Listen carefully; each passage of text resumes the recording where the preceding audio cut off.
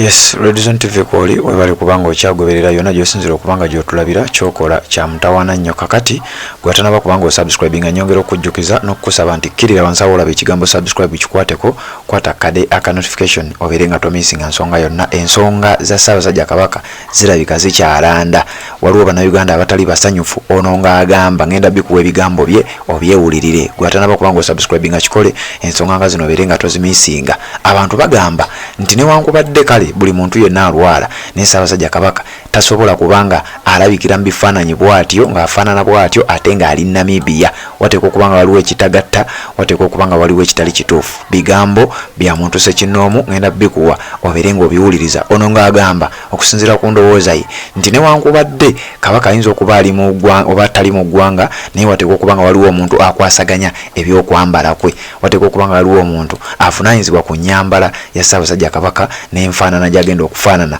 ku mukolo ogumu ono yagamba nti mmwe Kabaka bakozesa afaanana atya bwatyo nga mmwe abakozi oba abakopi mufaanana mu nfaanana gye mwagala ey'okunyirira nti mumakinga sure nti Kabaka ye temumufaako bwagenda kufaanana naye ate mmwe ne mwefaako nnyo butya bwe mulina okubanga mufaanana temusobola kubanga temulina muntu oba Kabaka tasobola kubanga talina muntu alina kubanga akwasaganya ebyokwambala bye kwa Kabaka n'ekyokubiri kyasimbyeko essira nti mu mawanga gonna mwavayo ne mutegeeza nti Kabaka ali bweru wa ggwanga afuna bujjanjabi era ali Bulaaya mu mawanga gonna tasobola kubanga mu ggwanga erya Namibia nga gyalabikidde ate nga n'ekifo mwalabikidde tekitegeerekeka kati ne bigambo ogenda kubanga obiwulira bya muntu Ssekinoomu si bya mukutu guno si byaffe abaguddukanya kambi kutereko obiwulire nzije tubeere nga tweyongerayo ate naba kubanga osubscribinga kikole kirira wansawo olaba ekigambo subscribe kikwateko kwata kade ka notification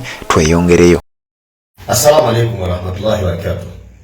Abooluganda bino byennaku era binakuwasa bw'obanga obiwadde obudde n'olowoozaako ojja kukizaganya nange abantu bangi bajogeddwa mu nsi yaffe Uganda naye tewaliwo omuntu ajogeddwa kwekana Ssaabasajja Kabaka bannange Ssaabasajja Kabaka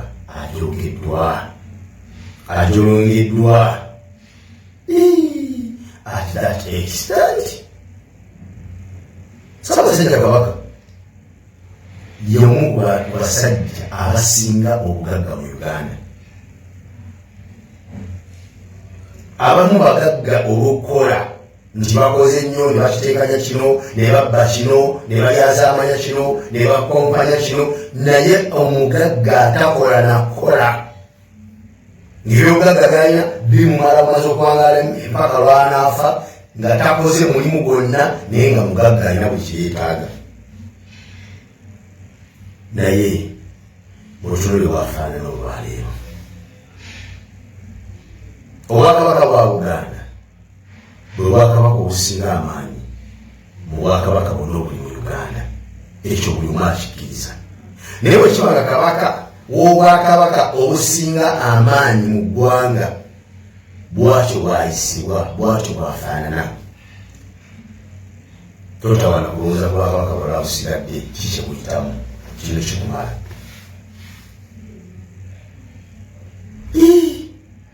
Katonda wange omusajja alina obutuuze ebungereza nga bungereza aliyingira ng'ensi ye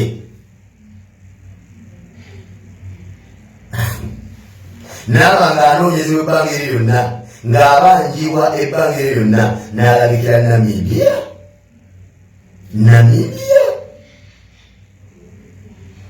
alabikire mu kifo ki era ng'afaanana atya nga bwotyo bw'afaanana oyo Kabaka wa Buganda tulole bwafaanana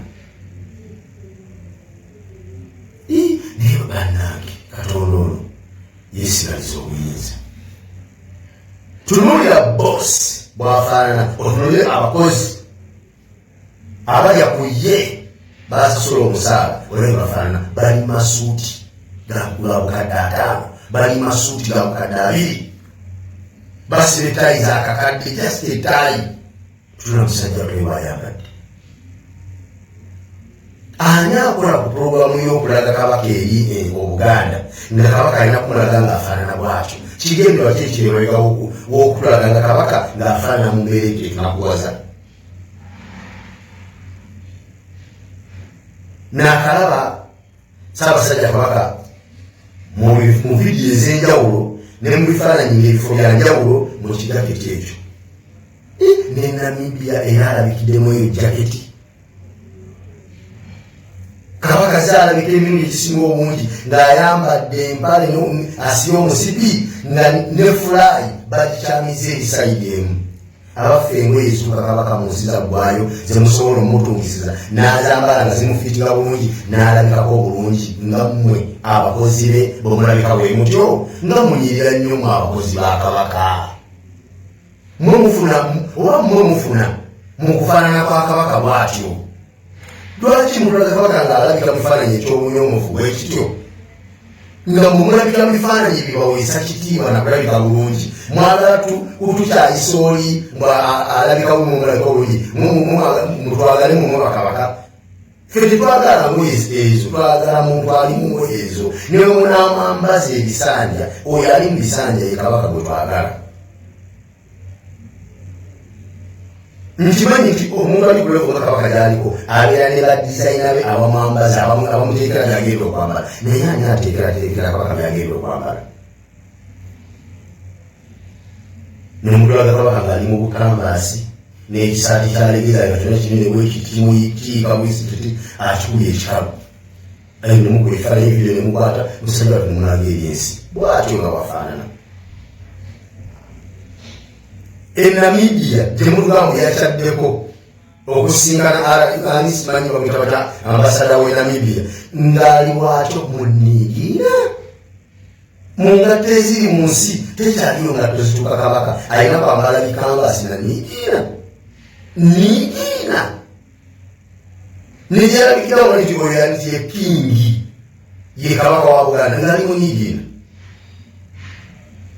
Ne bannange omusajja yabakola ky'okumudde okutuuka ku ekyo kyasipita mayiro. Omusajja yakukola kiyazza musango okuteeka mu kifo yabusa okuba nti ayisibwa mu mbeera efaanana bwetyo nga olaba olyokke era oli mumativu Kabaka obanga afaanana bwatyo. Ebikwata ku Bampuuga ovaayo n'oba mukambwe nnyo n'ovuma buli omu. Ebikwata ku Mpuuga ngabbye ne baba bamulenya ku bubbi bwakoze alidde embuzi ne baba bamulenya ku buli bw'embuzi bwakoze. Olwo n'ogera buli mukolo w'onooyimirira olina okuvuma n'okukakkanya aboogera ku Mpuuga emise emibi gyakoze ekiswaza Obuganda n'Abaganda. Ebikwatagana Kabaka okuba nti alabika bw'atyo eyo si nsonga kikyongezaako tulaga muzeeyi. Gwenga tetulabyeko ng'oli mu Niigiina yonna gy'olabika olabika amasuuti bw'olaba amakanzu gaba gano aganyirira gayiika buyisi gati. Bw'oba yabadde kanzu ziri zennyini ezaalagirwa ezambalwa abaakolamu n'endaba mukama wo bw'ayambadde mukama wo bw'afaanana. Boosiwo ddaba bw'afaanana. Oyo musajja mugagga ateetaaga kukolera muntu yenna okufuna okubeera obulungi. Talina kukolera muntu yenna, bakolera mukolere kubanga byonna ebitegeeza okufuna ssente abirina nga byeteetaaga nakufa kugenda kukola.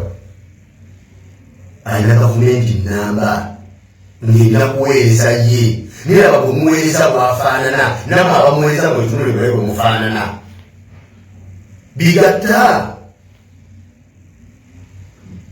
Awo engeri neewunya abiyita Abaganda omukyayire ekitiibwa kya Buganda kyabadda n'omukyayire nemuyimba ensimbu abakafu baali baweeribwa. Wano omuntu bavuma buvumi muyimbi, just omuyimbi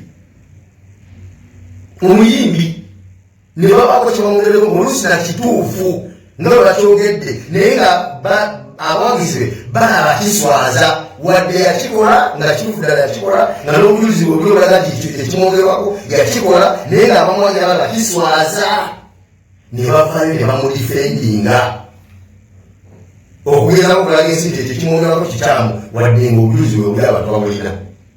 Ne bafiira kuoyo amwogeddeko ekyamwogeddeko nga ate kyamazima. Naye Kabaka ayisibwa atya bwatyo Abaganda netusigala bamuzireko era mulaba mulyokke okulaba Kabaka wamafaanana bwatyo.